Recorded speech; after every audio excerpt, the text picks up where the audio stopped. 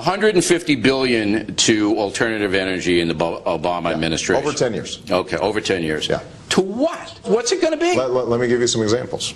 We have to extend tax credits for solar, wind, hydro. We just visited But you're scattershotting it, though. What if solar, wind, and hydro don't work? But that was true for the space program. Kennedy didn't know how we were going to go to the moon. The nature of discovery and research and innovation is you put money into a whole bunch of promising pots. It's like venture capital. And you figure out what works, and some things are going to work and some things are not. Look, I had a meeting with T. Boone Pickett. I'm with you. Here's an example. He is absolutely right that we can't sustain importing 70%. Everybody knows that, but you've got to have a plan. And I do have a plan. You should get nukes involved. Why are you against nuclear energy when France and Sweden do it? I am not against Well, let's get the plants up. Well, okay, why not? Let's start drilling in Anwar. What are you afraid? Are you afraid of scaring Anwar, I think, is a problem. What, a caribou's going to be scared? Come on.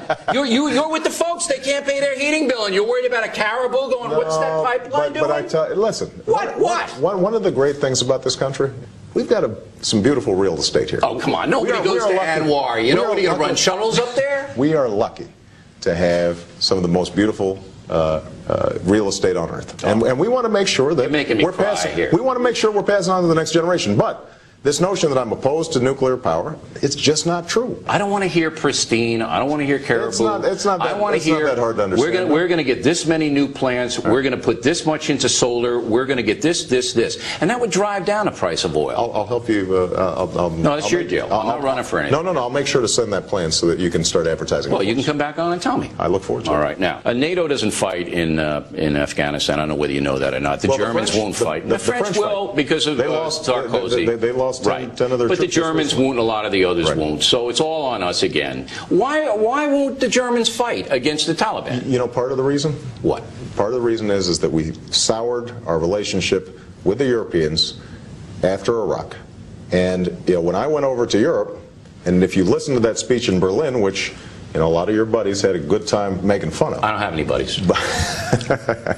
But if you listen to what I said, one of the things I said in that speech is, you cannot think that the Americans are going to just carry all the freight on this thing. You guys have to step up to the plate. So when you're president... But Bob Gates, the Secretary of Defense, who, by the way, I think is a serious guy in this administration and has helped straighten out some of the foreign policy problems, he himself has acknowledged that part of the problem is politically there's enough anti-Iraq sentiment in there in Europe to poison the well for Afghanistan. So you're going to change all that with a magic wand? I'm not going to change all that with a magic wand. I'm not going to change anything with a magic wand. What I'm going to do is I'm going to engage in the kind of deliberate diplomacy and change our policy in Iraq to send a signal to the world. The Central Front on Terror right now is in Afghanistan and the hills between Pakistan and Afghanistan. You can't change the thing in Iraq if it's going to benefit Iran, and that's going to be your minefield. But Bill, you and I probably agree on the fact that Iran's one of the biggest beneficiaries of us going into Iraq in the first place. Has been, but not now. Now they're paying a big price for miscalculating the resolve of our country. I will say that the fact that the Shia militias have folded up right now is a good thing. Now, you've got these special groups in the South, which is still a problem, and we've got to deal with those. Okay. United States and Poland putting a missile shield in Poland.